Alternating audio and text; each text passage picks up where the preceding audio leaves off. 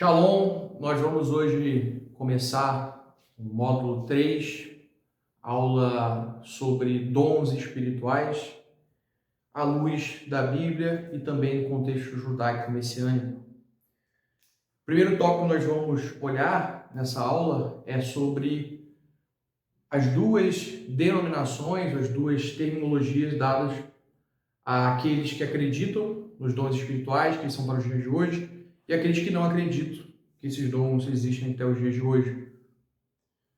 Os dons espirituais, em grego, são chamados de carismas. Então, aquelas pessoas que acreditam, os grupos que acreditam que esses dons eles servem, existem até os dias de hoje, são chamados de carismáticos. E aqueles que não acreditam são chamados de não carismáticos.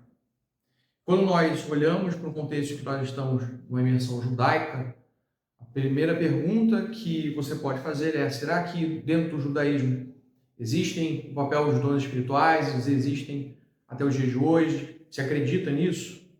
Então, primeiramente, é importante a gente fazer uma distinção de quando nós falamos judaísmo, existem judaísmos e judaísmos. Existem várias correntes dentro da fé judaica. E quando nós falamos sobre o judaísmo ortodoxo ou tradicional, os dons espirituais ou a profecia, eles acreditam e assim ensinam que esses dons espirituais eles não existem mais para os dias de hoje. Porque a partir do que o templo foi destruído, o segundo templo, no ano 70, a Shekinah, ou seja, a presença do Eterno, ela foi exilada, ela saiu de sobre Israel. E logo, a profecia não existe. O que existem são as palavras dos sábios, a palavra da Torá. E a palavra da Torá, ela é a palavra revelada de Deus para este mundo. Por isso eles não acreditam. Porém, como eu disse, existem judaísmos e judaísmo. A Bíblia é um livro judaico, é um livro da fé judaica, na sua base, na sua essência. E o judaísmo de Yeshua, que é aquele que nós possuímos e pregamos, ele sim fala e ensina sobre a existência dos dons espirituais, sobre a manifestação do sobrenatural, que é o que nós vamos examinar nesse módulo. E para a gente começar a falar sobre isso, vale a pena nós examinarmos João, o Evangelho de João capítulo 3, e aquilo que Yeshua vai falar para o homem chamado Nicodemos. João capítulo 3, verso 8. No ensino que ele vai dar para Nicodemos, ele vai falar para a gente algo muito interessante, a comparação que ele vai fazer com o papel do Espírito. João capítulo 3, verso 8. Ele diz assim: isto é verdade. Yeshua lhe respondeu, verso 8, melhor dizendo, perdão. O vento sopra onde quer, e vocês ouvem um som, mas não sabem de onde vem, nem onde vai. Assim é com quem nasceu do Espírito. Então, Yeshua ele vai comparar aquele que é nascido do Espírito como o vento, que não sabe de onde vem, para onde vai. O vento ele sopra onde quer, não sabe de onde vem, nem para onde vai, e vocês ouvem o som. Ou seja, a palavra Espírito em hebraico e a palavra vento são a mesma palavra, a palavra ruach. O Espírito ele é comparado ao vento, e o vento é algo que não se retém, algo que não se controla. É algo que você não pode predeterminar o que vai ser feito, dito, falado, porque ele é como o vento. O Espírito é o vento é como o Espírito. Essas são a mesma palavra em hebraico, ruach. Então, Yeshua está ensinando que a manifestação da ruach, a manifestação do sobrenatural, ela existe. É algo que não pode ser retido. Então, o que nós entendemos a partir desse ensino de Yeshua é que Yeshua ele confirma a existência e o papel do sobrenatural. E quando nós olhamos para a Brit Hadashah, para o Novo Testamento, nós vemos os ensinos que os apóstolos eles propagaram da existência e do papel do sobrenatural. E se mesmo nós olharmos para o judaísmo tradicional, aquele que não crê em Yeshua, nós vemos que a Torá, a Bíblia, de forma geral, toda ela está permeada de eventos sobrenaturais, de sinais milagrosos. A Bíblia, a fé judaica na sua essência, na sua raiz, é uma fé sobrenatural. A Torá, que é a base do judaísmo tradicional, ela foi revelada de forma sobrenatural. Ela foi dada por Moisés através de uma manifestação sobrenatural de Deus. O próprio Moisés, quando guia o povo e sai da terra do Egito, ele realiza, pelo poder do Eterno, um sinal milagroso. O mar se abre. E nós podemos continuar olhando a Bíblia e vamos ver vários outros sinais sobrenaturais. Ou seja, o sobrenatural faz parte da Bíblia. A Bíblia é um livro judaico. Logo, posso sim dizer que o judaísmo ele tem sim o sobrenatural, tem sim os dons espirituais. Porque Yeshua também vai afirmar isso em João 3, verso 8. Ou seja, para o judeu messiânico, sim, os dons espirituais existem, a manifestação do sobrenatural existe até os dias de hoje. Ou seja, nós somos carismáticos, conforme a terminologia que eu falei aqui no começo. Então, nós vamos, nesse modo, entender um pouco mais, alguns da Bíblia, sobre os dons espirituais, alguns cuidados, alguns ensinos que a Bíblia vai nos dar sobre esse assunto. E para a gente começar a pensar sobre isso, é importante nós falarmos sobre o papel do batismo ou na imersão no Espírito. A Bíblia ela fala, deixa claro, nós vamos examinar esses textos, que existe sim um outro batismo, um segundo batismo, que não é o batismo das águas que serve para arrependimento, para salvação. Existe também um batismo, uma imersão na Ruach, no Espírito de Deus. E essa imersão no Espírito ela tem um papel diferente da imersão das águas. Como o próprio nome diz, é um batismo para o arrependimento. É um batismo que Yeshua vai dizer em Marcos 16, que serve como um processo de salvação, de redenção. Além, é claro, de você se arrepender, confessar os seus pecados, receber Yeshua como o Senhor, como Mashiach na sua vida, e por meio dele você crer no Deus de Abraão, de Isaac e de Jacó. É claro que também esse batismo do Espírito ele serve para a manifestação sobrenatural. Mas esse batismo nas águas ele serve para arrependimento, ou seja, ele é um ato de conversão. O batismo já no Espírito ele está associado à manifestação de poder, ou seja, são coisas diferentes. O batismo nas águas para o arrependimento, o batismo na Ruach, no Espírito, para a manifestação de poder ou de dons sobrenaturais. E aí, algumas pessoas vão perguntar, algumas linhas denominacionais vão dizer que, sim, na verdade, o batismo nas águas ele é o único batismo que existe para os dias de hoje. E que nesse batismo também existe a ação do Espírito. Ou seja, não existe a necessidade de outro batismo, não existe a ideia de que a pessoa recebe o Espírito apenas depois de um batismo no Espírito Santo. Mas nós vamos ver que existe uma diferença. O batismo nas águas, ele tem, é claro, a ação do Espírito, a ação sobrenatural de Deus. Mas para que objetivo? Para a redenção da alma. O Espírito de Deus, ele atua no batismo nas águas para gerar regeneração, transformação da natureza. O que é totalmente diferente do batismo no Espírito, que vários textos vão demonstrar, e nós vamos ler aqui alguns. Então, Atos, capítulo 10, verso 43. Atos 10, verso 43 ao 47. Nós vamos ler um texto que vai esclarecer um pouco mais sobre isso. Estou lendo aqui a versão da Bíblia Judaica completa, que nós falamos no módulo 1. E o texto vai dizer assim, verso 44. Kefa ainda estava pronunciando essas palavras quando o Ruach HaKodesh, o Espírito de Deus, caiu sobre todos os que ouviam a mensagem. A totalidade dos crentes do grupo da circuncisão que acompanhavam Kefa ficou admirado de que o dom da Ruach também foi derramado sobre os gentios, porque os ouviu falar em línguas e louvar a Deus. A resposta de Kefa foi a seguinte: alguém é capaz de proibir essas pessoas de serem imersas na água? Além do mais, eles receberam o Ruach HaKodesh da mesma forma que nós. E ele ordenou que fossem imersos no nome de Yeshua, o Messias. A seguir, eles pediram Kefa que ficassem mais alguns dias com ele.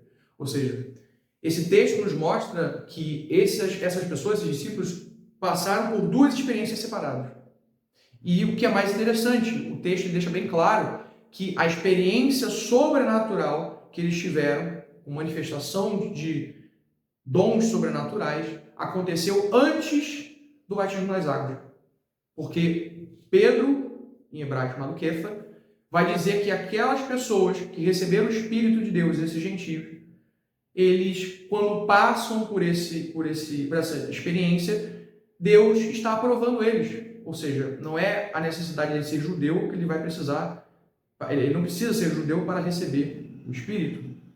Então, Kefa, ele está demonstrando com isso que esses gentios que receberam o Espírito, passaram por uma experiência sobrenatural, eles vão ser agora também batizados nas águas. Por quê? Eles já foram aceitos por Deus.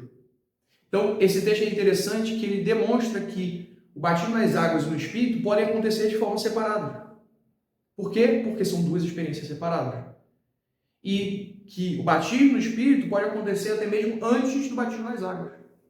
Isso é muito interessante. Ou seja, alguém pode ser dotado de uma capacitação sobrenatural de Deus e isso acontecer até mesmo antes dela ser batizada. É claro que não antes dela ser crente. Porque o Espírito de Deus ele é dado para aqueles que creem e temem a Deus, obviamente.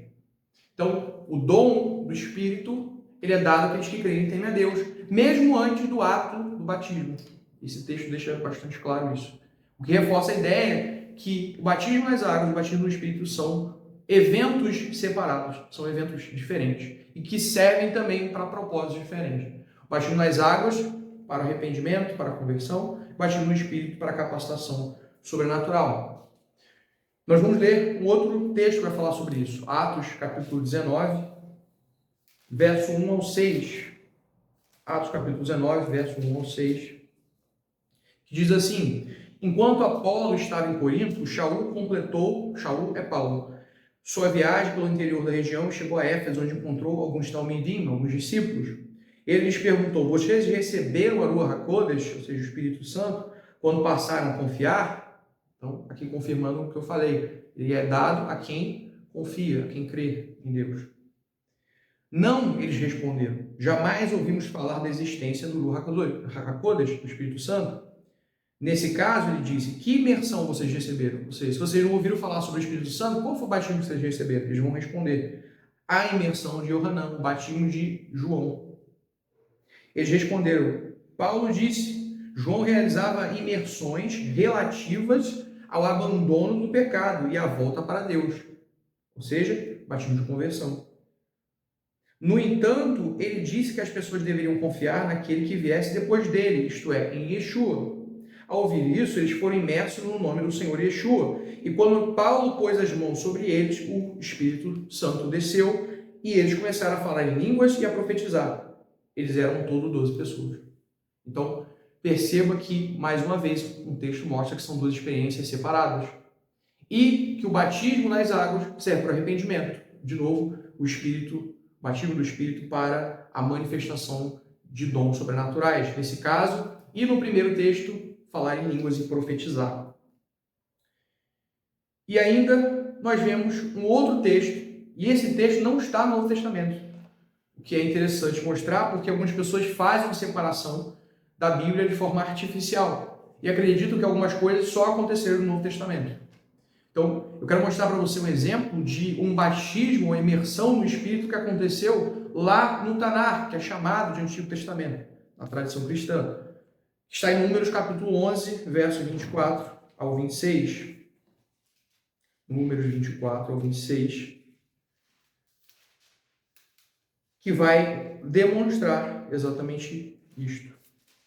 O batismo no Espírito. Números 11, 24 ao 26. Moisés saiu e disse ao povo o que o Eterno dissera. Em seguida, reuniu os 70 líderes dos povos, ou do povo, melhor dizendo, e colocou-os à volta da tenda. O Eterno desceu em uma nuvem, falou a Moisés, pegou um pouco do espírito que estava sobre ele e o pôs sobre os 70 anciões, ou líderes. Quando o espírito veio sobre eles e permaneceu ali, eles profetizaram naquele momento, mas nunca mais. Então, mais um exemplo, e está em Números, está na Torá. um dos primeiros livros da Bíblia, que aqueles anciões eles foram cheios do Espírito, da porção do Espírito que estava sobre Moisés. O Eterno compartilhou desse Espírito e colocou sobre os anciões. E o que eles fizeram? Começaram a profetizar, ou seja, falar de forma inspirada por Deus. Então, nós vemos aqui claramente que essa é uma experiência que já existia até mesmo no Tanar, na Torá, antes do Novo Testamento. E o que também é interessante é notar que aquela experiência de batismo do Espírito, ela teve uma evidência. Aliás, todos os textos que nós lemos têm uma evidência. As pessoas falaram em línguas, as pessoas profetizaram uma coisa ou outra, ou as duas. Ou seja, houve alguma evidência de uma manifestação de um dom sobrenatural. Porém, é interessante perceber que no final do verso 26, que eu acabei de ler, vai dizer que esses anciões foram cheios do Espírito, profetizaram naquele momento e nunca mais. Ou seja, o falar de forma inspirada, o profetizar naquele momento, serviu como evidência. Porém, esta evidência que serviu para aquele momento do batismo do Espírito Santo não permaneceu. Ou seja, aquela evidência de profetizar foi necessária para saber que eles passaram por uma experiência sobrenatural. Porém, este dom não permaneceu na vida destes anciões. Se a gente for continuar no verso 26, vai estar escrito assim: havia 2 homens que estavam no acampamento, um se chamava Eldade e o outro Medade, e o Espírito lhes sobreveio e permaneceu sobre eles. Eles estavam entre os aristados para se dirigirem à tenda, mas não o fizeram, e profetizaram no acampamento. Ou seja, até mesmo esses outros homens, eles receberam o Espírito também. E diz que o Espírito permaneceu sobre eles, ou seja, eles continuaram manifestando esse dom sobrenatural. E aí, Josué, ele vai ficar com ciúme dessa dádiva que o Eterno usou Moisés para conceder às pessoas, e ele vai desejar que Moisés, fizesse com que esses homens parassem de profetizar. Moisés vai dizer: por que você é tão zeloso em me proteger? Meu desejo é que todo o povo fosse feito de profetas. Desejaria eu que o Eterno colocasse seu Espírito sobre todos eles. Então, nós vemos aqui um exemplo, claro, que esses homens foram dotados do Espírito e profetizaram. Os anciões foram dotados do Espírito e profetizaram, porém nunca mais. Então, o batismo no Espírito ele é uma experiência separada que tem que ter uma evidência.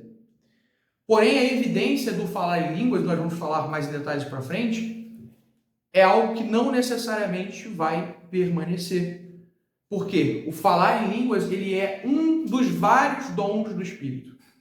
E lembrando o que eu falei, o ser cheio do Espírito é uma experiência sobrenatural que capacita alguém a manifestar dons sobrenaturais. Agora, esses dons sobrenaturais não são apenas falar em línguas.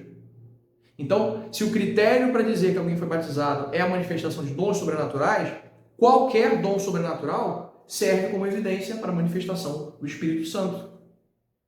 É claro que no momento em que a pessoa é cheia do Espírito Santo, deve haver uma evidência diferencial, algo que realmente, como a palavra diz, já evidencie que houve uma experiência sobrenatural. Mas nós conhecemos, você deve conhecer, várias pessoas que possuem dons espirituais, são pessoas dotadas do Espírito de Deus e não necessariamente falam em línguas, ou falam muito pouco. Nós vamos ver mais adiante, Paulo vai dizer isso em 1 Coríntios 14. Eu desejaria que todos vocês falassem línguas. Ele fala isso, ou seja, vocês falem em línguas. Eu também falo, inclusive, muito mais do que muitas pessoas. Ou seja, esse dom se manifesta através de Paulo de uma forma em muito maior porção do que para outras pessoas. Ou seja, é possível aquela pessoa que esse dom se manifeste mais ou menos. E existe também a possibilidade que este dom específico não seja dado. Assim como nem todos profetizam, nem todos têm um dom de cura, nem todos têm um dom de milagres. Obviamente, nem todos teriam um dom de falar em línguas.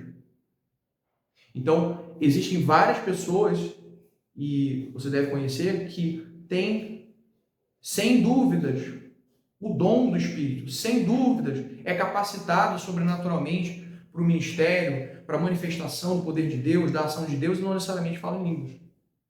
Certo? Então, Esse texto vai demonstrar isso para nós, o texto que nós lemos de Números capítulo 11.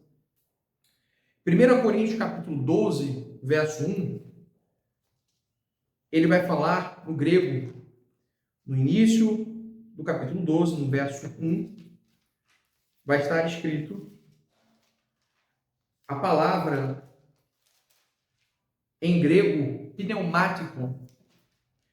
1 Coríntios capítulo 12, verso 1, ele começa dizendo o seguinte: Paulo, portanto, irmãos, não quero que permaneçam ignorantes a respeito das coisas do Espírito. E aí é interessante por quê? Porque Paulo, em primeiro lugar, demonstra através deste capítulo específico que as coisas do Espírito também precisam de discernimento.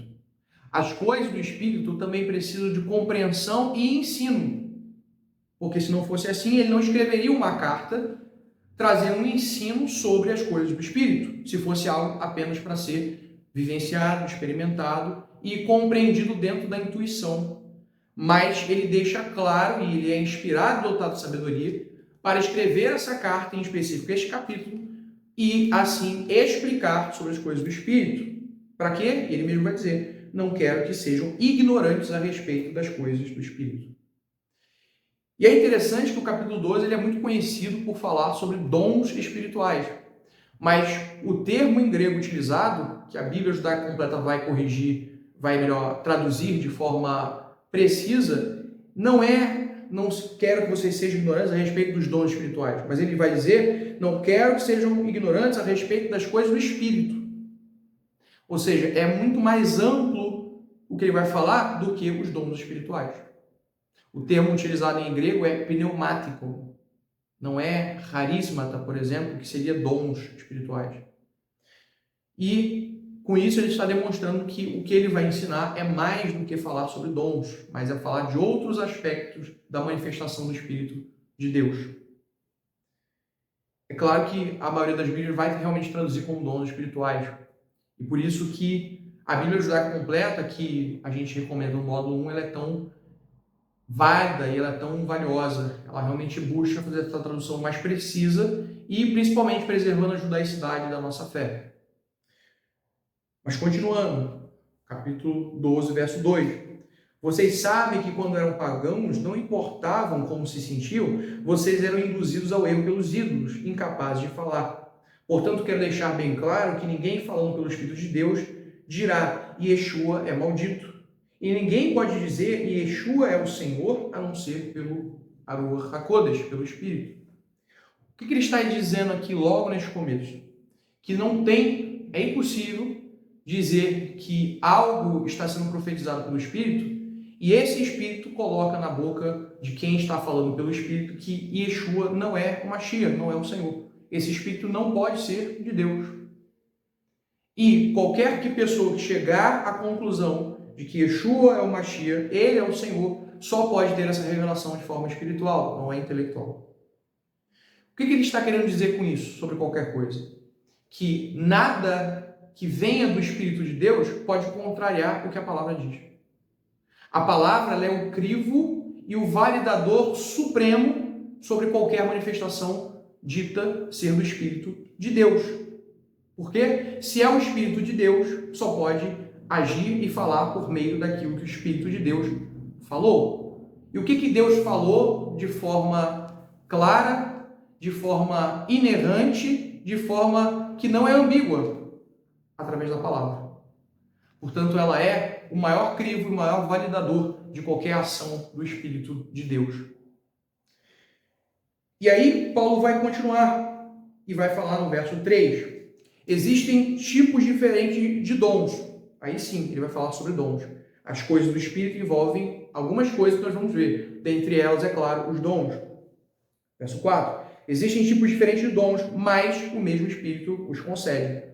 Ou seja, o mesmo Espírito, ele pode dar a alguém falar em línguas, alguém profetizar, alguém manifestar a cura, alguém dar uma palavra de sabedoria, alguém dar a capacidade de pregar. Todas essas coisas são dadas pelo mesmo Espírito.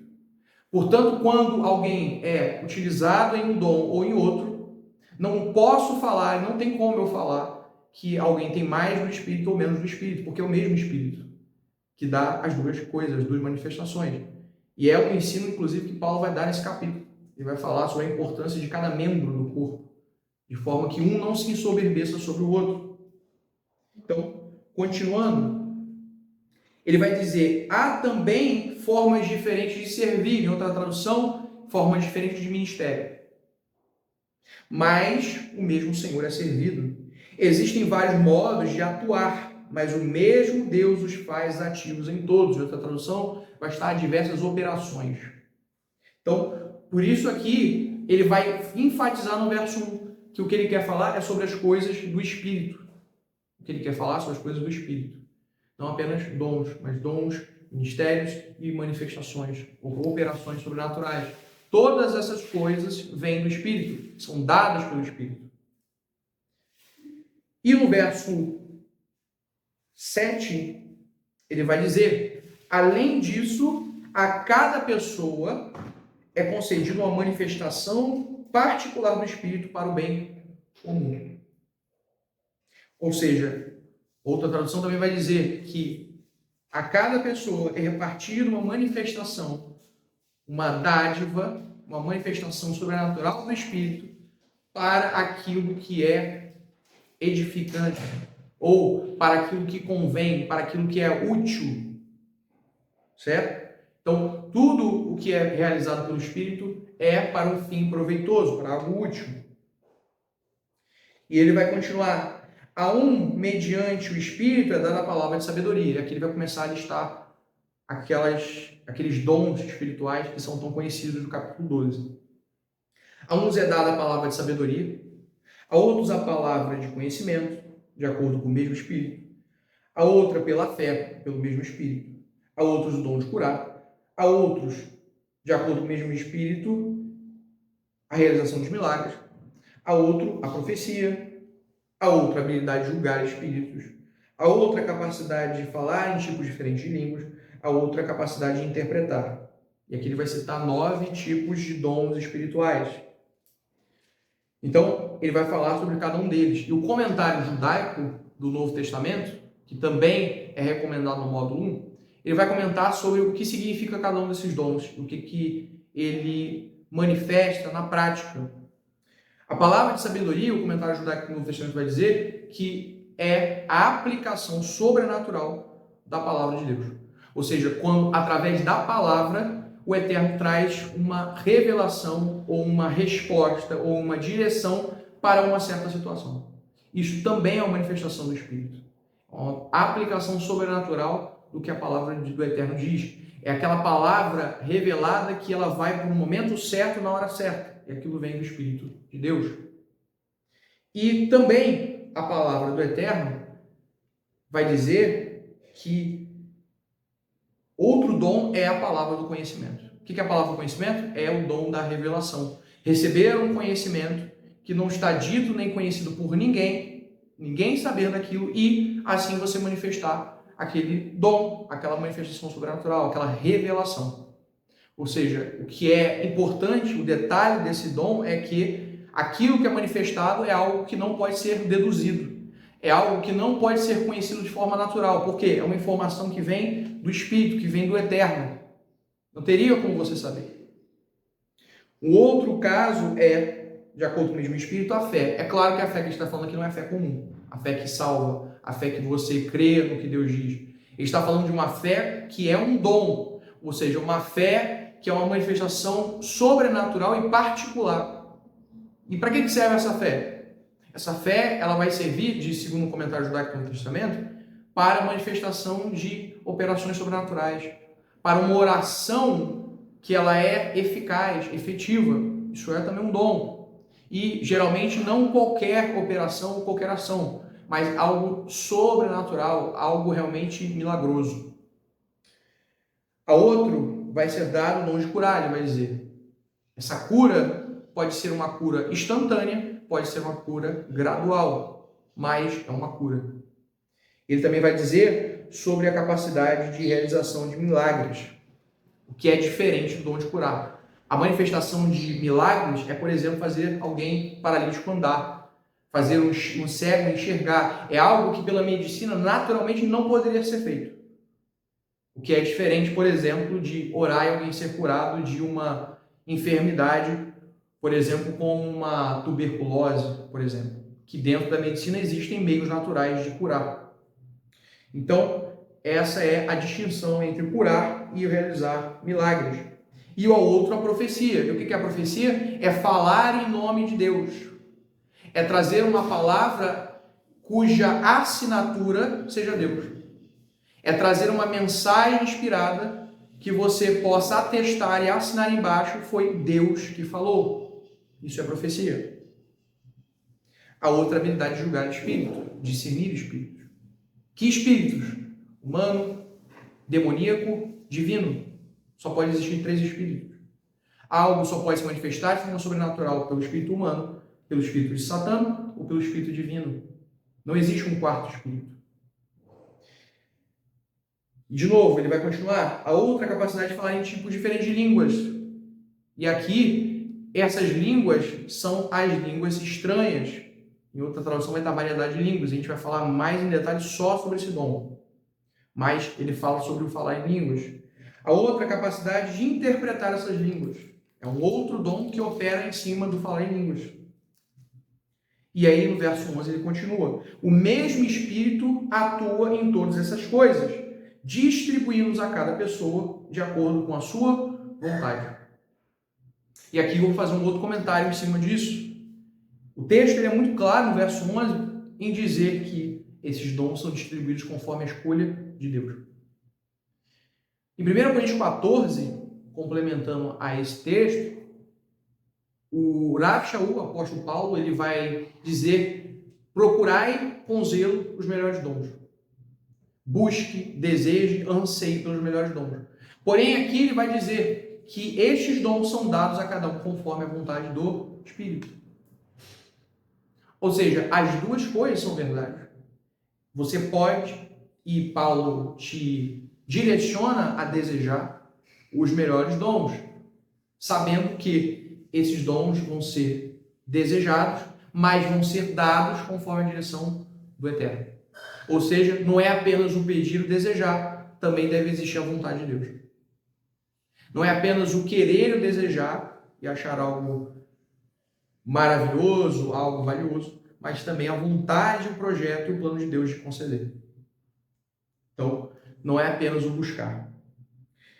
E ele vai continuar no verso 12. Do mesmo modo que há apenas um corpo com muitos membros, e todos os membros do corpo, apesar de muitos, constituem um só corpo, também é assim o Messias. Verso 13. Por meio de um único Espírito, todos fomos imersos num único corpo, judeus ou gentios, escravos ou livres, e a todos nós foi dado beber de um único Espírito. Esse texto ele vai nos mostrar que as coisas do Espírito, como ele vai abrir no capítulo 12, elas precisam também ser discernidas, precisam ser compreendidas.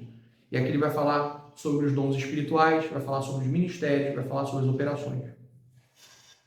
Porém, é importante entender que os únicos dons que existem, ou os dons espirituais que existem, não são apenas esses. Na verdade, não existe na Bíblia uma lista definitiva de quais são os dons espirituais. Não existe como a gente mapear aquilo que o Espírito pode fazer, que é justamente o que eu li no começo de João 3,8. O vento sopra onde quer, não sabe de onde ele vem nem para onde vai. Ou seja, não é algo que pode ser catalogado, mapeado, colocado em uma caixa. É importante entender isso. O Espírito ele atua e tem liberdade, como ele quer. O Espírito de Deus. Né? E esse capítulo vai dizer que essa operação de dons pode assumir várias formas. Os nove dons que eu falei. Mas não são apenas estes. Eu quero mostrar para você uma outra listagem que também vai falar sobre dons espirituais. Está em Romanos capítulo 12. Romanos capítulo 12, versos 6 ao 8. Ele vai falar ainda sobre dons. Romanos 12, versos 6 ao 8.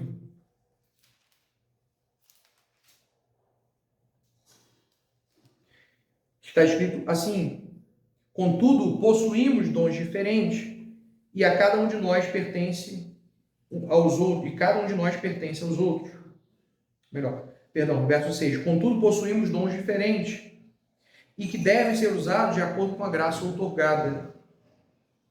Se seu dom for profecia, use-o na medida da sua confiança. Se for de serviço, use-o para servir. Se você for um mestre, use o dom para ensinar. Se você for um conselheiro, use o dom para confortar e exortar. Se for alguém que contribuiu financeiramente, faça de forma simples e generosa. Se você estiver na liderança, lidere com diligência e zelo. Se você for alguém que pratica atos de misericórdia, faça-o com alegria.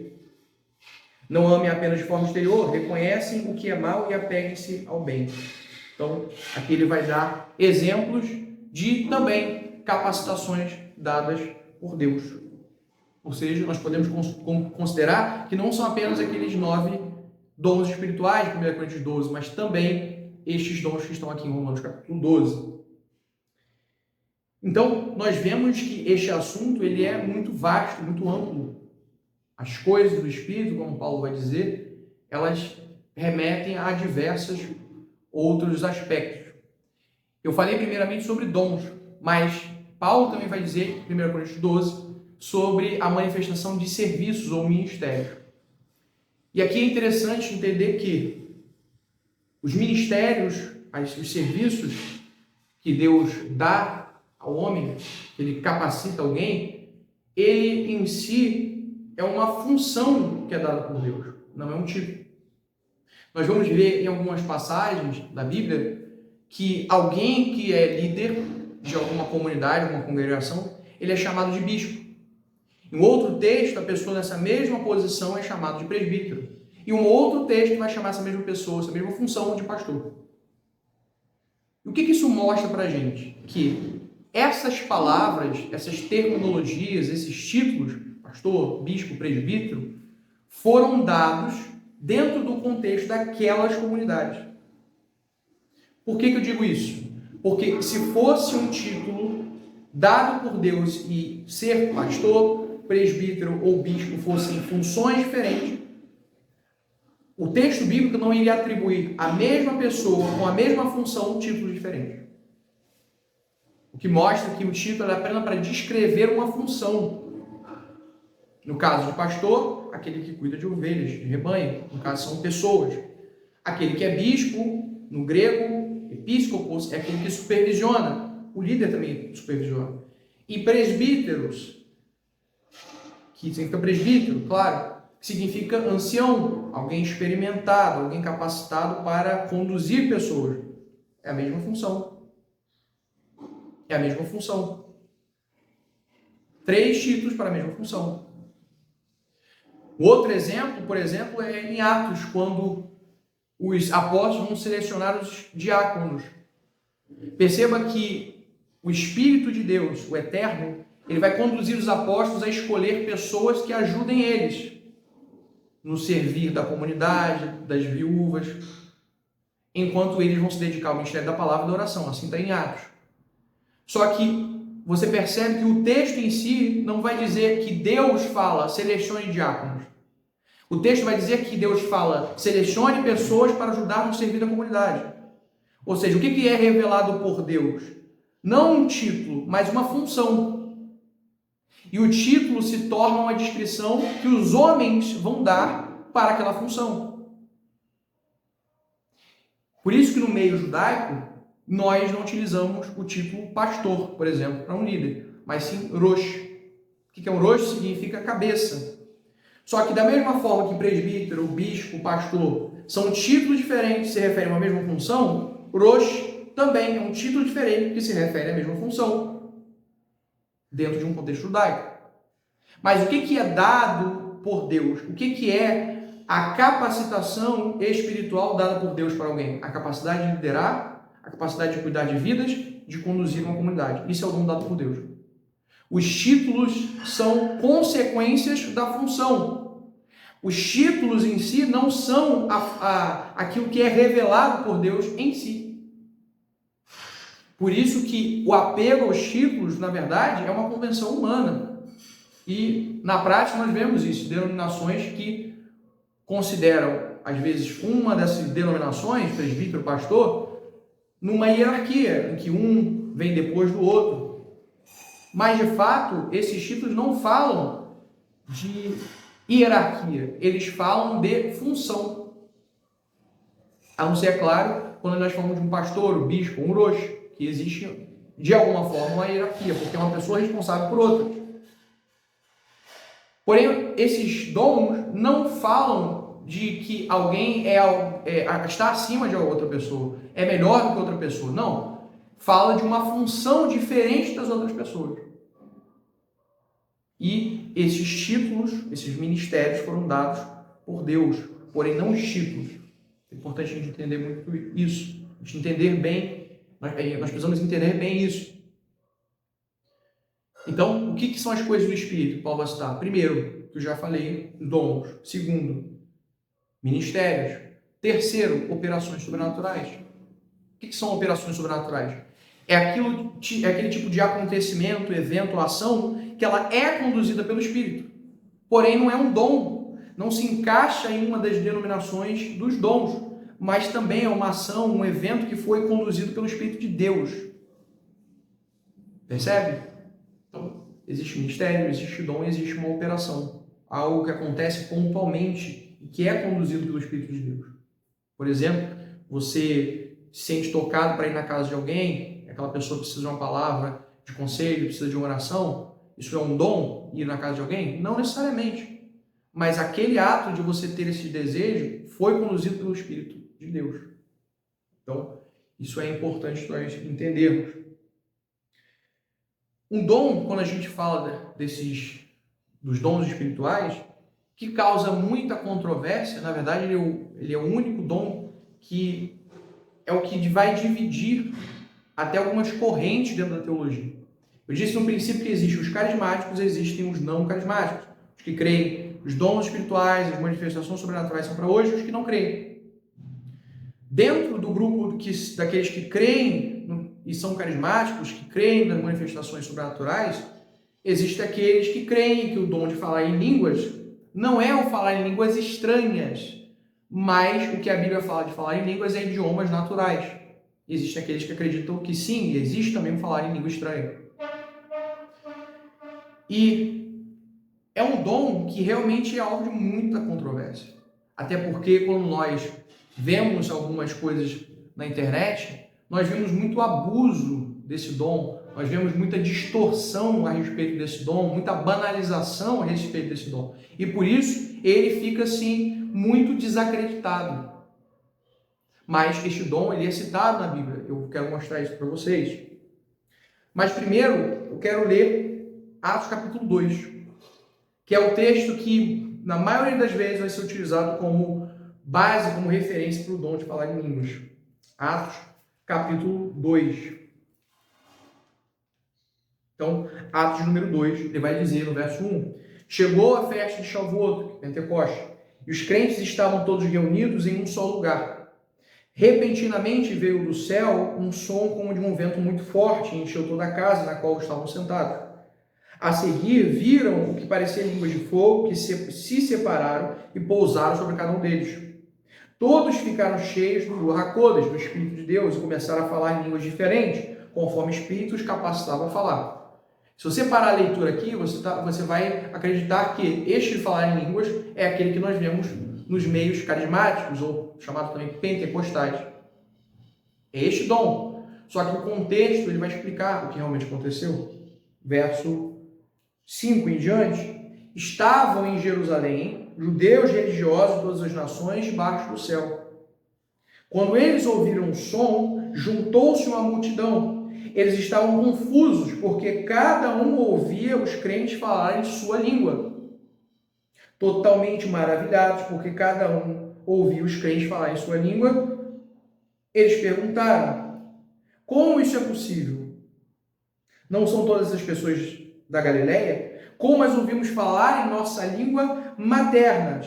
Somos partos, medos, elamitas, habitantes da Mesopotâmia, Judá, Capadócia, Ponto, Ásia e assim por diante. O que esse contexto vai mostrar claramente?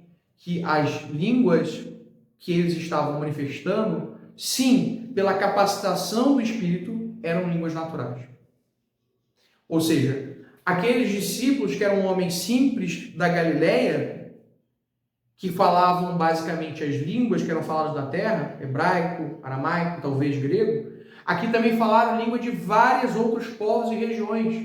Mas como? Capacitados de forma sobrenatural. Mas o texto vai deixar claro que o que eles recebem de forma sobrenatural são línguas naturais. Então, para exemplificar, imagine que você, como brasileiro, você é cheio do Espírito para pregar para alguém que fala francês. Você não sabe francês, mas pelo Espírito de Deus você pode ser capacitado para falar em francês para alguém, mesmo sem ter aprendido essa língua. Foi exatamente isso que aconteceu aqui em Atos capítulo 2. Uma capacitação sobrenatural para falar uma língua natural. Então, você pode perguntar, mas e o dom de falar em línguas? Então não existe, não está na Bíblia? E dentro do contexto judaico, será que ele não existe? Lembrando, a Bíblia é judaica. Lembrando, a Brit Hadashah, no Novo Testamento, ele é judaico. Portanto, aquilo que a Brit Hadashah coloca como ensinamento também é um conceito judaico. Então, o que a Bíblia vai dizer sobre esse falar em línguas? Se Atos capítulo 2 não é falar em línguas estranhas, como nós conhecemos dos meios pentecostais, o que é então falar em línguas? E será que ele está fundamentado? E eu digo para você que sim, porém não baseado em Atos capítulo 2. Atos capítulo 2, de fato, é uma manifestação sobrenatural de um dom de comunicação, de fala, mas não falar em línguas. O texto que vai falar sobre o falar em línguas é 1 Coríntios 12. Lá, um dos dons que estão listados é a variedade de línguas. Só que este dom ele é falado de forma mais detalhada em 1 Coríntios 14. 1 Coríntios 14, Paulo vai trazer um ensino sobre essa manifestação sobrenatural. E ele vai explicar para a gente o que é, em essência, o falar em línguas. E você vai perceber que é algo totalmente diferente do que acontece em Atos capítulo 2. 1 Coríntios 14, verso 1. Procurem o amor. Entretanto, continue buscando com avidez, de novo, as coisas do Espírito. Procurem especialmente a habilidade de profetizar, porque quem fala em uma língua não se dirige às outras pessoas, mas a Deus, porque ninguém é capaz de entendê-la, pois fala de mistérios pelo poder do Espírito. No entanto, quem profetiza fala às pessoas para as edificar, encorajar e confortar. Quem fala em uma língua edifica a si mesmo, mas quem profetiza edifica a congregação. Aqui ele coloca, em comparação, profetizar e falar em línguas. Mas vamos continuar lendo, a gente vai entender. No próprio contexto, ele vai explicar o que é esse falar em línguas que ele está falando neste caso. Verso 5. Desejo que todos vocês falem em línguas. Todavia, meu desejo maior é que profetizem. Quem profetiza é maior do que quem fala em línguas, a menos que forneça a interpretação para que a congregação seja edificada. Voltando lá ao que 1 Coríntios 12 vai falar, ele cita a variedade de línguas e também a capacidade de interpretar as línguas. E aqui ele vai falar exatamente sobre isso. Então, existe uma manifestação sobrenatural dessas línguas, que nós vamos entender o que é, e existe uma manifestação sobrenatural de interpretar essas línguas. Mas que línguas? As de Atos, capítulo 2? Não. Uma outra forma de línguas, que a gente vai ver aqui nesse texto. Irmãos, suponho que eu me dirija a vocês falando em línguas. Como posso beneficiá-los, a menos que eu lhes leve revelação, conhecimento, profecia ou ensino? Mesmo no caso de um instrumento sem vida, como a flauta ou a harpa, como alguém reconhecerá a melodia se uma nota não for diferente da outra? Se o toque do clarim não for distinguível, quem se preparará para a batalha? O mesmo acontece com vocês. Como alguém poderá saber o que dizem, a menos que usem a língua para produzir palavras inteligíveis, palavras que se compreendam? Vocês estariam falando com ar. Então, o que ele está dizendo aqui? Que existe um falar em línguas, que é este dom sobrenatural, que quando comparado à profecia, ele é inferior. Por quê? Porque a profecia é algo que se fala de forma que é compreendida pelas pessoas.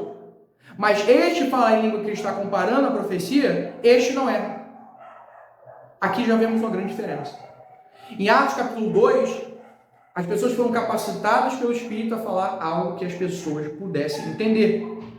Aqui, em 1 Coríntios 14, ele está falando de um falar em línguas que as pessoas não podem entender, a não ser que seja interpretado. Também de forma sobrenatural. E aí, ele vai falar, lá no começo do capítulo 14, verso 2, porque quem fala em língua não se dirige a outras pessoas.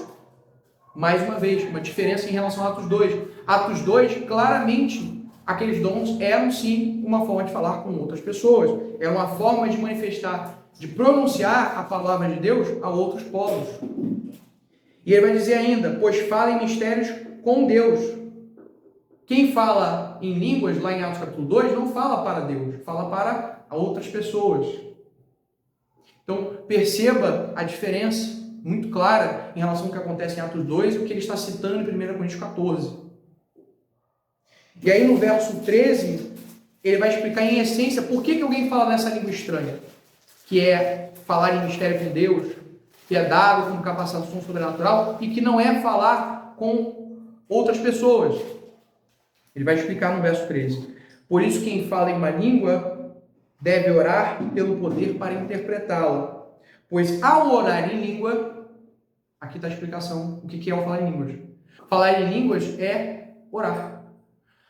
O falar em línguas de forma sobrenatural, ela é uma linguagem de oração. E ele vai explicar, por isso ao orar em língua, meu espírito ora. O que é o falar em línguas? É a oração do meu espírito. Mas a minha mente permanece improdutiva. Por quê? Se eu falo de forma sobrenatural nessas línguas sobrenaturais, de uma forma que eu não tenho interpretação, nem para outro, nem para mim mesmo, as pessoas em volta não são edificadas e eu mesmo não sei o que eu falei. Tem benefício para mim? Tem, espiritualmente. Porque o meu espírito sabe o que ele está falando com Deus. Mas a minha mente, naquele momento, não sabe o que o meu espírito disse. Percebe? Interessante? Verso 15, ele vai dizer: então o que eu devo fazer? Orarei com o espírito, mas também orarei com a mente. Ou seja, a oração com o espírito e a oração natural. E esse é o verdadeiro sentido de orar com o espírito. Que às vezes é um erro, um termo utilizado de forma errada. Que as pessoas ensinam e dizem que orar com o espírito, quando a Bíblia fala, é orar internamente no seu coração, como Ana, por exemplo, orava. Não, isso é orar silenciosamente. O orar no Espírito, que é citado aqui, e também na carta de Judas, antes de Apocalipse, orar no Espírito é orar por meio deste dom sobrenatural. Orar capacitado e inspirado pelo Espírito, numa linguagem de oração que o seu Espírito conhece, Deus conhece, mas não somente, não o seu coração. E ele vai dizer ainda no verso 15, cantarei com o Espírito, mas também cantarei com a mente. Então, aqui ele vai citar que ainda existe a possibilidade de alguém cantar no Espírito. E aqui eu vou compartilhar um testemunho pessoal. Eu já tive essa experiência. E eu conheci já uma pessoa que tinha essa manifestação sobrenatural. Ela cantava, mas uma língua não natural, inspirada pelo Espírito de Deus. Era uma forma que o Espírito dela louvou, naquele momento, a Deus, ao Eterno. Então, o que isso está mostrando para a gente? Que existe, sim, um dom que é falar de forma natural aos homens, dotado de um poder que Deus concede, e pelo mesmo poder, do mesmo Espírito, falar também uma língua estranha. Ou seja, biblicamente, o falar em línguas, conforme acontece nos meios pentecostais, ele realmente existe. Porém, cabe aqui a cautela e o aviso. Um dos dons citados em 1 Coríntios 12 é o dom de discernir espírito. E algo que pode parecer vir do Espírito Eterno, pode não ser. Pode ser sim conduzido por espírito demoníaco, ou às vezes não por espírito demoníaco, mas pelo espírito do homem, pelo seu próprio coração. Então, é necessário pedir ao Eterno discernimento. E a maior ferramenta de discernimento é aquela que eu falei lá no começo de 1 Coríntios 12. Nenhum espírito que fala de Deus pode dizer que Yeshua não é o Senhor. Ou seja, nenhum espírito de Deus pode falar contra aquilo que é verdade, contra aquilo que está escrito. Contra a Torá, porque a Torá é o maior validador de qualquer palavra, porque ela é a maior palavra profética de todas. Então, Esse discernimento é importante. É importante buscar este crivo e discernir o que é a palavra do Eterno e aquilo que não é. Porque há uma palavra do Eterno que ela não tem sombra de variação, que é a palavra do Eterno, escrita. Certo? Que em alguns meios também vão ser duvidados, que houve alteração, que foi trocada, e que nós vamos ver mais adiante que não é bem assim. Então, de tudo o que Paulo vai falar, ele vai dizer que também é necessário que se peça compreensão desse falar em línguas, que se peça também a interpretação, e a interpretação dessas línguas também é um outro dom. No final do capítulo 14, que a gente entra num outro aspecto desse estudo, verso 39, ele vai dizer: por isso, meus irmãos, busquem com avidez o profetizar, e não proíbam o falar em línguas. No entanto, todas as coisas devem ser feitas de forma apropriada e ordeira. A palavra hebraica para ordem é a palavra seder. Seder é a palavra que vai ser usada várias vezes no judaísmo, por exemplo, para seder de Pessa. O que é o seder de Pessa? É a liturgia de Páscoa. O seder de Rosh Hashanah é a liturgia de Rosh Hashanah, que é uma festa bíblica. Então, quando Paulo está falando de seder, de ordem, uma forma de nós interpretarmos isso é também, além, claro, de fazer com ordem, né, de forma ordeira, é fazer propriamente com uma liturgia. Ou seja, a manifestação das coisas do Espírito, a manifestação do sobrenatural, não significa que isso deve ser feito de qualquer forma. Não significa que deve ser feita de qualquer maneira. Deve ser feita de forma ordeira. E o que seria essa ordem? Se a gente for entender essa ordem de forma concreta, liturgia. Todo serviço é o eterno, e a Torá mostra isso. Até mesmo no Mishkan, no tabernáculo, no templo, que todo serviço, tudo que era feito para o eterno tinha uma ordem. Tudo que era feito para o eterno tinha instruções. Tinham as pessoas certas fazendo as coisas no tempo certo, da forma certa. Isso é ordem. Isso é liturgia. O que é liturgia? Exatamente isso. É como um serviço ele é ordenado. Em cada fase, em cada estágio, cada coisa deve ser feita por alguém em um tempo determinado. Isso é ordem. Da mesma forma, manifestações desse Espírito, das coisas do Espírito, precisam ser feitas também com ordem, ou seja, com liturgia. Nós ouvimos em alguns meios que a liturgia, ela engessa, né? Ela prende, ela retém o Espírito. Porém, Paulo está falando, dotado desse conhecimento, desse mesmo Espírito, que sim, deve ser feito de forma ordeira. Sim, deve ser feito com liturgia. Sim, deve ser feito da forma correta, no tempo certo, pelas pessoas certas. Então, a ordem e a manifestação do Espírito não são ideias contrárias. É claro que o Espírito ele pode falar e fazer da forma que quer. Porém, se o Espírito não conduz alguém a quebrar a ordem, a quebrar a liturgia, essa pessoa faz isso de si mesma. Mas quando não vem algo explicitamente do Espírito, você deve seguir a liturgia. Você deve seguir a ordem. E além da ordem, ele vai falar de forma apropriada. Ou seja, ao mesmo tempo que Paulo vai escrever para os Coríntios, ensinando sobre as coisas espirituais, as coisas do Espírito, e incentivando a busca desses dons, ele também fala da cautela em relação a esses dons. Primeiro, na ordem, como é utilizado. Segundo, que seja feito de forma apropriada. E é isso que a palavra traz. É isso que é o objetivo de Paulo quando escreve o capítulo 12. Que as pessoas que creem nas coisas do Espírito não sejam ignorantes a respeito dessas coisas. Esse é o objetivo de Paulo nesse ensino. E existem alguns cuidados que precisam ser tomados, que é algo que nós aprendemos com a Bíblia, mas também na experiência, porque a experiência também ensina. E algumas passagens da vida, nós vemos algumas situações que nos acendem um alerta. Como eu, por exemplo, já vi várias situações que são provadas, que são claras, que são nítidas, né? De, por exemplo, alguém que recebe uma palavra do Eterno em visão, que vem em visão, que vê, por exemplo, notas musicais sobre a cabeça de alguém. Isso é revelação. E aí essa pessoa dizer que Deus tem um chamado ministerial na vida daquela pessoa como um cantor, né? Como é chamado nos meios evangélicos, de levita. Porém, aquela pessoa não era levita. Aquela pessoa, ela tinha, eu não vou lembrar o detalhe que aconteceu, mas o fato é, ela não era levita. Não era. Ela precisava, não lembro se louvar ou se Deus iria dar um cântico para ela. Mas o que isso alerta a gente? Né? E tem vários outros exemplos disso. Né?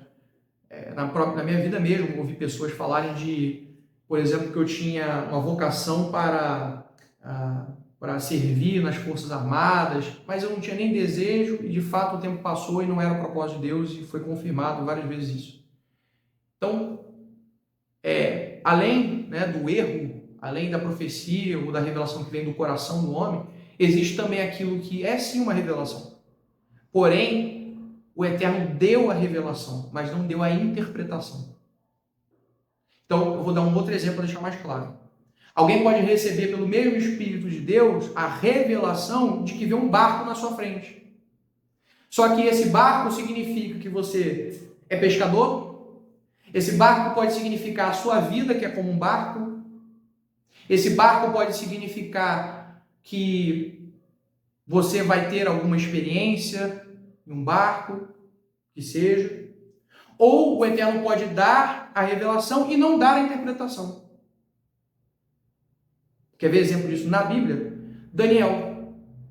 Daniel, ele vai ter visões espirituais de bestas, de animais, só que ele não vai ter a interpretação.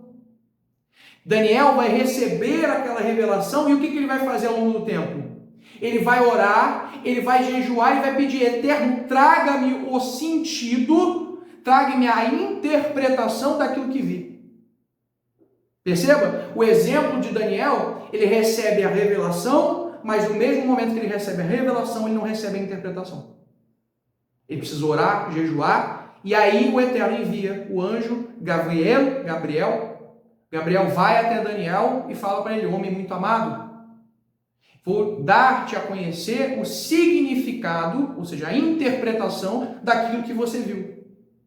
Então, perceba que com um grande profeta do Tanakh, da Bíblia, foi dado a ele uma revelação. Mas no mesmo momento, no mesmo instante, não foi dado a ele uma interpretação.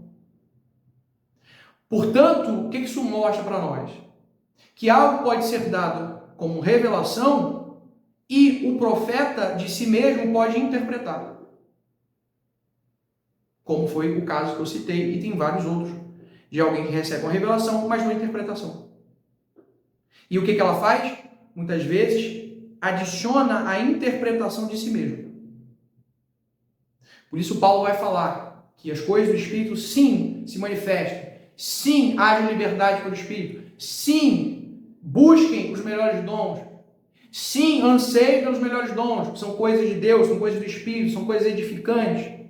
Mas não sejam ignorantes a respeito das coisas do Espírito. Verso 1. 2. Façam isto de forma ordeira. 3. Façam isso com ordem e, ele vai dizer, decência. E o que é decência? São cautelas, são precauções. E aqui eu estou dizendo um exemplo de coisas que acontecem, que precisam ter cautela. Porque se não houver essa cautela, pode trazer confusão para o corpo. Então, existe isso. O que é a interpretação? Nesse caso, é algo que vem para trazer o significado daquilo que foi visto. Então, se nós citarmos os maiores profetas na Bíblia, eu disse Daniel, eu posso também falar de Zacarias. Zacarias era um homem que tinha visões à noite, em sonho. Isso também é uma manifestação sobrenatural. Ver coisas em sonho. Ele teve todas as suas visões em sonhos. E os sonhos que ele teve, muitas vezes ele não teve o significado. Ele vai ter visões que são até, se você olhar de forma humana, natural, engraçadas. E nem sempre ele vai receber no mesmo momento o significado. Percebe? Então, a revelação e a interpretação são coisas diferentes. E pode acontecer de, por conta de uma revelação, alguém trazer uma interpretação que está incorreta. Eu citei o exemplo das notas musicais, do bar, e tem vários outros exemplos. Então, essas são as cautelas que precisam ser tomadas a respeito das coisas do Espírito, ou seja, das coisas espirituais. Né? E uma outra coisa que é interessante, que o judaísmo também nos ensina, é que a profecia ou a manifestação dos dons espirituais podem acontecer em níveis. Isso é muito interessante. Na verdade, a tradição judaica, de fato, ela vai falar que existem 3 níveis. Existe um nível de profecia que é inspiração. O que é inspiração? É algo que você sente o desejo de fazer, de falar, você não sabe se é do Espírito ou não, você não tem esse discernimento, não foi dado a você esse discernimento, mas de fato é do Espírito. Percebe? De fato é do Espírito de Deus, mas você não recebeu o discernimento que é do Espírito de Deus. Este nível de profecia é chamado de inspiração profética. Então, nós vamos ver aí alguns exemplos de inspiração profética, né, na Bíblia. Um exemplo disso, por exemplo, é quando o Jacó, ele vai fazer ali, né, cortar uma cana, vai cortar toda ela listrada, e através disso, Deus vai fazer com que todas as ovelhas de Labão nasçam listradas. O que é isso? É uma ação que Jacó teve com base no entendimento da época que se o animal comesse um alimento perto de algo listrado, ele iria reproduzir listrado. E com base neste entendimento que ele teve, ele de fato estava sendo inspirado pelo Eterno, porque por meio daquela ação, o Eterno vai fazer isso de forma sobrenatural. Vai fazer com que as ovelhas, as outras crias, as próximas crias, viessem malhadas, porque essas seriam as ovelhas dadas para ele. Então, existem vários outros exemplos na Bíblia, como esse. Uma ação inspirada pelo Espírito, ou algo que é falado pela inspiração do Espírito, e porém, não se tem isso de forma explícita. Outro exemplo disso é o livro de Esther. O livro de Esther não mostra em nenhum momento o Eterno falando de forma explícita pela boca de alguém. Em nenhum momento o Eterno vai usar alguém e vai dizer, eis que diz o Senhor. Mas as pessoas falam, as pessoas ali agem, e o Espírito de Deus ele está conduzindo as ações e as circunstâncias. Percebe? Isso é um nível de profecia. É um nível de profecia implícito, oculto. Este é um nível de profecia. O outro nível de profecia, que a tradição judaica vai dizer, é aquela que vem por meio de sinais, parábolas, que vem por meio de símbolos, por meio de comparações, por meio de metáforas. Essas são justamente aquelas que precisam de interpretação. Essas são justamente aquelas que é dada a revelação, mas elas precisam de significado e interpretação. O que é diferente do Eterno falar diretamente. Esse é o terceiro nível. Que dentro da tradição judaica tradicional, é um nível que apenas Moshe, apenas Moisés possui, que é o de Deus falar com ele diretamente, face a face. Certo? Claro que não é apenas Moisés. O Eterno vai falar, por exemplo, através de Yeshua, a ovelha conhece a voz do seu pastor. Ou seja, o falar diretamente não é algo reservado apenas para Moisés. Isso eu estou trazendo a perspectiva do judaísmo tradicional, que tem algo para nos ensinar. Né? Nesse caso, de ensinar que existem níveis de profecia, ou seja, níveis de manifestação do Espírito que vão do implícito para o explícito. Algo que vem através de uma ação, de uma palavra inspirada por Deus e que não se sabe que é inspirada por Deus.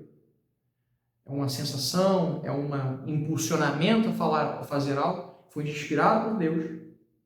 Certo? Claro, para bom proveito, né, para edificação, não é qualquer ação. Não se sabe que é do Espírito. Quem tem esse impulso não pode afirmar com certeza é o Espírito. Certo? mas é um nível de profecia. E o outro nível, o nível de profecia que vem por meio de sinais, de símbolos, de metáforas, precisa de interpretação. E o terceiro nível, que Moisés, né, que a tradição judaica vai dizer que apenas Moisés possuía, que é o que Deus fala de forma direta, clara, sem símbolos, sem enigmas, sem necessidade de interpretação direta, porque é uma palavra explícita e expressa. Então, são níveis de profecia. E esses níveis de profecia, eles também podem se manifestar na nossa vida em níveis em que Deus se revela para nós. E eu quero mostrar isso através da vida de Abraão, né? Abraão Avino, Abraão nosso pai. Em Gênesis 12, por exemplo, Abraão vai receber um chamado em hebraico, como é dito em hebraico, lech lechá, saia por ti mesmo, vá por ti. E assim está escrito, capítulo 12, verso 1. E Adonai disse a Abraão, saia de seu país, afaste seus parentes da casa de teu pai e vá à terra que eu mostrarei a você. Como é que o Eterno se revela a ele aqui? Capítulo 12, e Adonai disse. Disse e deu uma ordem expressa, não deu símbolos. Uma ordem direta, expressa e clara. Certo? Capítulo 12, verso 1. E Adonai disse a Abraão, sai do seu país.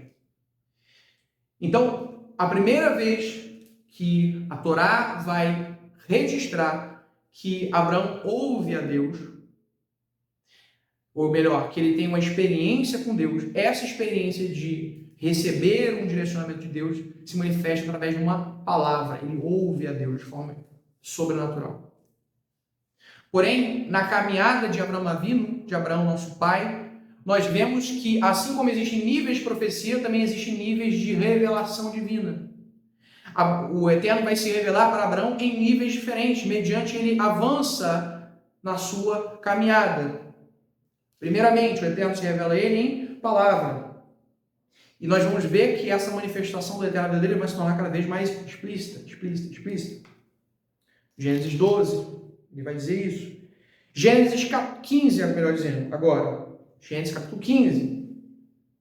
Algum tempo depois, a palavra de Adonai, do Eterno, veio a Abraão em uma visão.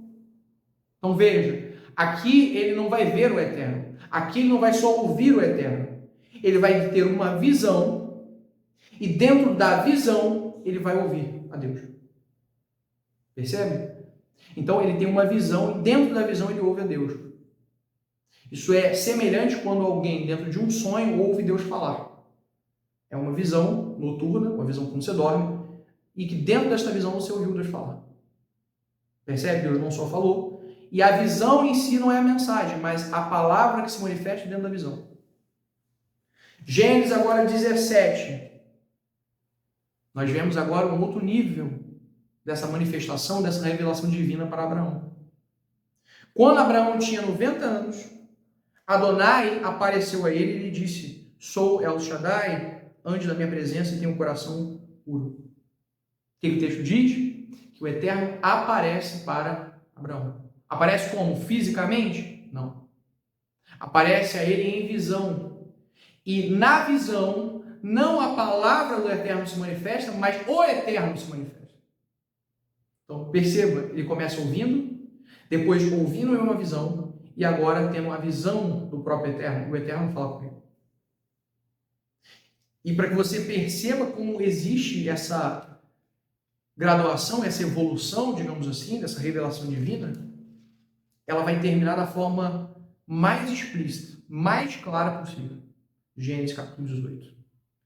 E Adonai, de novo, apareceu a Abraão. Como? Em visão? O texto continua. Junto aos carvalhais de Mamre, enquanto ele estava sentado na entrada da tenda no calor do dia, ele ergueu os olhos e observou, e ali diante dele encontrava-se 3 homens. Ao vê-los, correu da porta da tenda para encontrá-los, prostou-se com o rosto em terra e disse, meu Senhor, se encontrei graça aos seus olhos, por favor, não deixe seu servo. E eles vão falar, muito bem. E ele continua, verso 6. Abraão correu até a tenda de Sara e disse, rápido, 3 medidas da melhor farinha, amasse e faça bolos. E ali no verso mais à frente, no verso 8. Então ele pegou o coalhada, leite, o bezerro que preparou e colocou-os diante dos... E aí, em Gênesis capítulo 18, nós vamos ver o maior nível de revelação divina na vida de Abraão, nosso pai.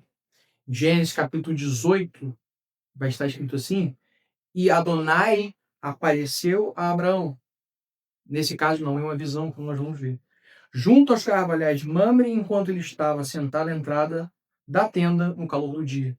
Ele ergueu os olhos e observou, e ali diante dele encontravam-se 3 homens.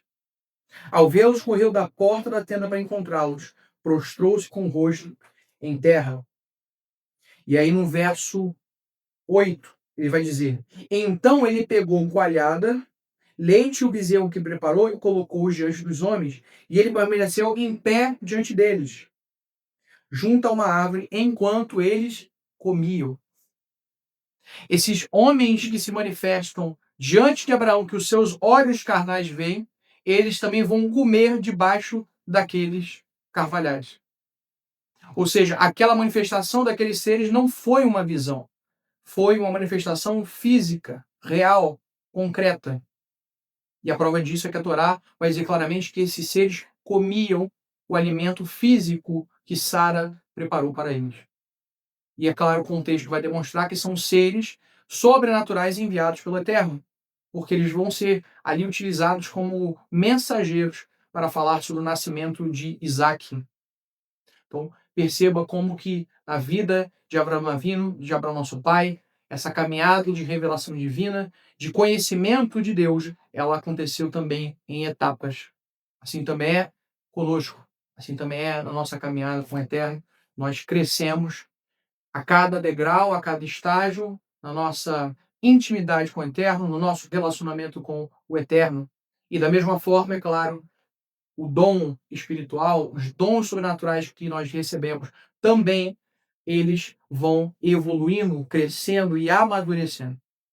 E é isso que nós precisamos buscar. E para encerrar essa aula, eu quero deixar para você esse... Nós vamos crescendo também no Eterno. Essa foi a aula sobre dons espirituais. Nós continuamos a partir do módulo 4, na nossa aula de hebraico. Shalom, shalom para todos vocês.